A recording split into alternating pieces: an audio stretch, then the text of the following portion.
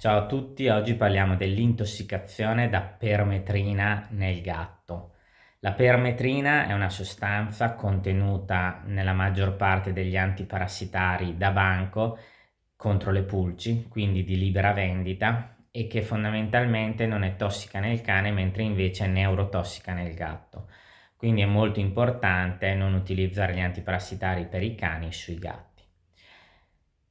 Cosa provoca fondamentalmente la permetrina nel gatto? Tendenzialmente come può avvenire questa intossicazione? O perché il proprietario applica un antiparassitario per i cani sul gatto e non bisogna mai farlo, oppure perché magari applica l'antiparassitario sul cane, non si è pulito bene le mani, tocca il gatto. Vi ricordo che basta veramente poche gocce per dare già un'intossicazione, quindi è molto importante che non fate questi errori.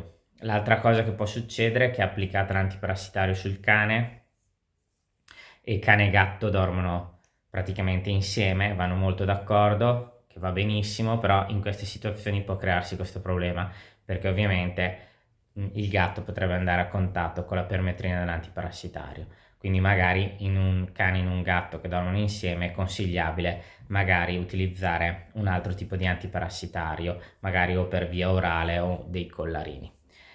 Cosa provoca fondamentalmente? Può provocare delle fascicolazioni muscolari, iperestesia, convulsioni, di solito può dare ipertermia e fondamentalmente è una situazione di emergenza, cioè quando questo accade dovete ovviamente portarlo subito in un pronto soccorso, perché poi il gatto dovrà essere chiaramente ospedalizzato e gestito immediatamente dal punto di vista della intossicazione da permetrina.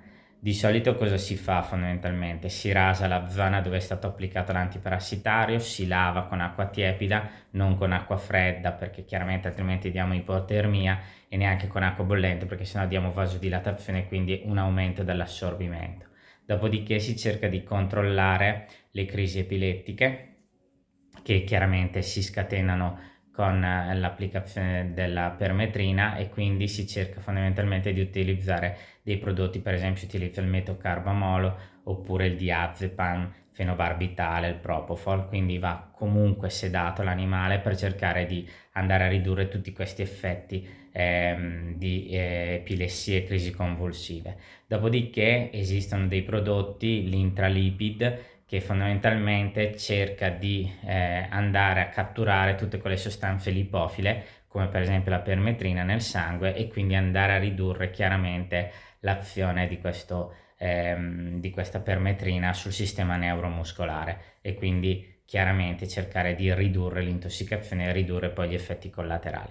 Ripeto, questa è un'emergenza, quindi il gatto va portato in pronto soccorso, ospedalizzato e fondamentalmente gestito poi dai colleghi di medicina d'urgenza. Spero che questo video vi sia piaciuto. Vi ricordo sempre che in questo canale noi trattiamo argomenti di medicina veterinaria del cane e il gatto, a volte parliamo anche di curiosità sempre legate al cane e al gatto, quindi se volete iscrivetevi qua sotto al tasto rosso per iscrivervi, e poi se volete supportare il progetto è sempre un bel mi piace, se volete condividete il video. Mi raccomando, concludo, visto che questa intossicazione, per quanto non sia fortunatamente così frequente, ma capita, è molto importante non applicare l'antiparassitario del cane all'antiparassitario del gatto.